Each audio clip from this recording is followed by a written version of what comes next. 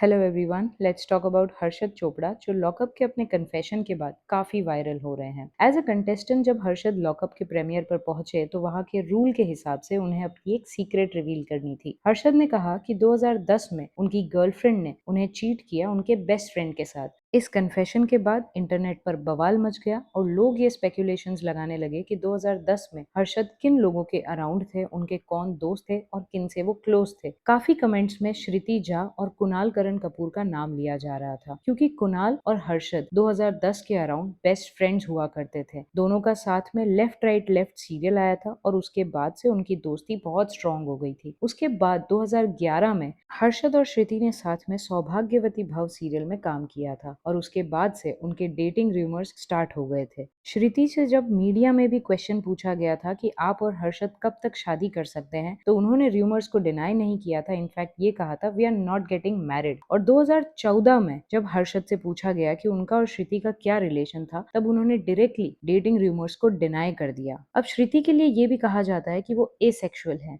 लेकिन उस चीज पर भी श्रुति अपना क्लैरिफिकेशन कई बार दे चुकी हैं कि वो एसेक्सुअल नहीं है। If somebody's written anything about asexuality in India, I should perform it.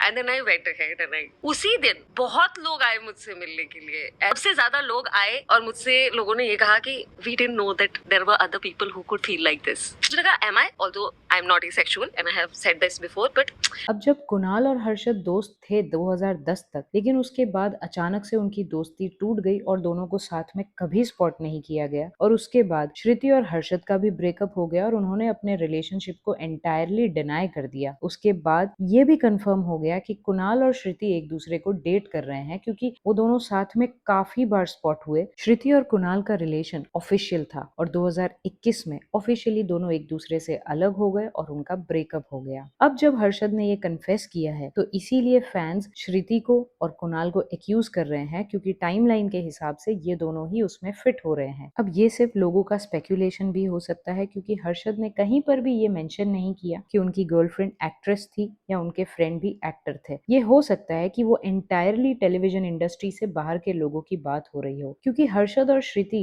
2011 में मिले थे और हर्षद ने जो टाइमलाइन बताई है वो 2010 की। और दूसरा, हर्षद आज भी श्रुति को इंस्टाग्राम पे फॉलो करते हैं, इसलिए ये कंफर्म नहीं कहा जा सकता कि हर्षद ने श्रुति या कुणाल की ही बात की थी, लेकिन स्पेक्यूलेशंस के हिसाब से इन दोनों के नाम को बहुत ज्यादा हाईलाइट किया जा रहा है। कुछ लोगों का ये भी मानना है कि जब इस बात को 16 साल हो चुके हैं तो हर्षद ने अब उस चीज को मेंशन ही क्यों किया। वो चाहते तो कोई और सीक्रेट भी बता सकते थे। 16 साल बाद दो लोगों को फिर से उस चीज में ड्रैग करना और उनके नाम को स्पेक्यूलेशंस में लाना कहीं से भी सही नहीं लगता है, क्योंकि अगर फैक्ट्स इस तरफ पॉइंट करते हैं कि श्रुति और कुणाल ही वो गर्लफ्रेंड और बेस्ट फ्रेंड है तो बहुत सारे फैक्ट्स ऐसे भी हैं जो ये पॉइंट आउट करते हैं कि श्रुति और कुणाल नहीं है, क्योंकि टाइमलाइन 2010 के साथ मैच नहीं हो रही है। क्योंकि श्रुति और हर्षद 2011 में मिले थे और हर्षद ने ये भी मेंशन किया था कि वो अपनी एक्स के साथ कांटेक्ट में नहीं है, जबकि अभी वो उन्हें इंस्टा पे फॉलो करते हैं। अब फैक्ट चाहे जो भी हो, लेकिन हर्षद की पॉपुलैरिटी इस फैक्ट रिवील से बढ़ चुकी है और लॉकअप में उन्हें इससे बहुत मदद मिलेगी। इस कन्फेशन के बाद लोगों का हर्षद के टुवर्ड सॉफ्ट कॉर्नर और अटेंशन बढ़ चुका है और हर्षद की भी एक बहुत इमोशनल साइड लॉकअप में देखने को मिल रही है। अब क्या पीआर है और क्या सच है ये कहना बहुत मुश्किल होगा, लेकिन